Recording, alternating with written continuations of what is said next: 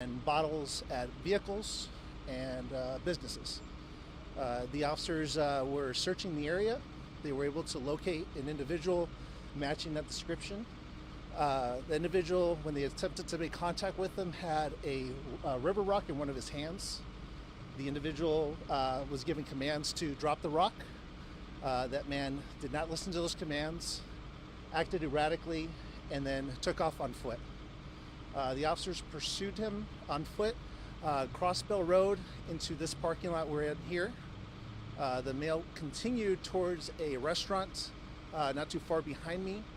The officer then was able to give him commands as he saw that there was a rock still in his hand. The man ignored those commands and began walking towards the door of the business.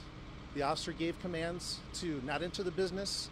The man ignored those commands, and the officer-involved shooting occurred. The male fell into the business, and the officers were able to go inside and take him into custody. That man received first aid from the officers to include a tourniquet until the fire department responded and was able to transport this man in critical condition to a local hospital where he's currently receiving treatment. There were no officers or community members injured during this incident. So again, the investigation is still early in its stages, but I'll be happy to field any questions that you have.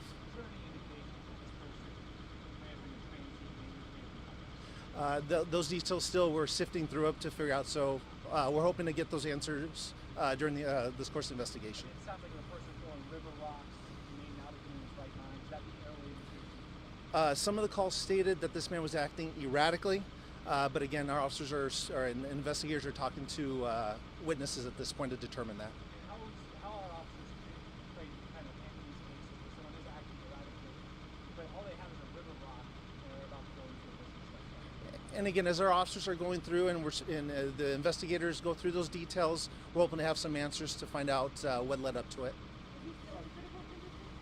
He's still receiving medical treatment. I haven't received any recent updates, but he was still in critical condition at the hospital. Okay, sorry, to back it up for me, typically you guys shoot when you feel like your life is close, but this man was walking or running away from you. He had river rocks.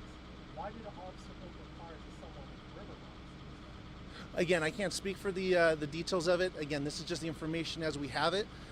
Once we have the opportunity to speak and get those details, we'll be able to share it. Can you talk about where he was shot in this condition right now? He was shot in multiple areas. Again, he's receiving treatment, but again, until we receive a report, again, we'll hopefully be able to get those details after an exam is done. Was he shot once or There was multiple shots that were made by the officer, but again, as far how many times he was hit, I don't have those specifics. he shot in the back? I don't have those specifics.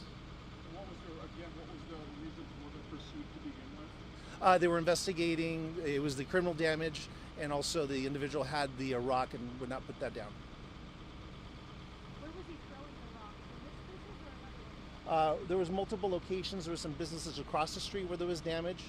We also received calls that damage was also being caused towards vehicles. How far away was the first location where he started? It should be across the street from him. Again, I don't have the specific business location, but it's And then he one of the ran intersections. here. Correct. Is there any indications he actually led anyone to get the rock? Again, sir, we're still speaking to witnesses to determine all those details. Currently, what I provided is what we have right now. I got a question about witnesses. We don't have to talk about them, but how many of them? Because to shoot at somebody going to the door with you in a wide open place, we talking witnesses that were investigating. That's kind of risky. So can you give us an idea of how many witnesses were in that doorway when he was shot? Is that real? Again, we're still speaking to witnesses, identifying if they are witnesses or if they heard it. So it'd be irresponsible for me to try and guess what that number is. Which business is he going to get into? It's going to be the business behind me over there, So, the restaurant. what is the procedure though? Like, what are officers trained to do in situations like this? Again, I can't speak on behalf of that officer. Of course, when we perceive a threat to ourselves or to a third party, again, we have to take action.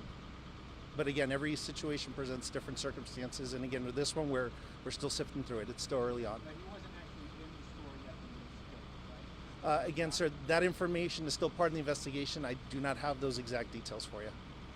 Roughly what time were officers deployed? I'm sorry? Roughly what time were officers deployed? like? The officers were in the area around a little after 4:30. And then the shooting happened just before 5? Again, I don't have the specific time, but it's going to be about 5 to 10 minutes after when they initially got here. Any guesses on how long you'll be out here and how long you can avoid this area? Again, I don't believe there's any streets that are blocked off at the moment, but I would expect until the early morning hours. Again, the investigation's going to have its course. All right, folks. Well, thank you very much. I appreciate your patience, and we'll release some information more once we receive it. Okay? Thank you. I'm Sergeant Phil Krinsky. That's KRYNSKY, and I'm a sergeant with the Phoenix Police Department's Public Affairs Bureau. Thank you, folks.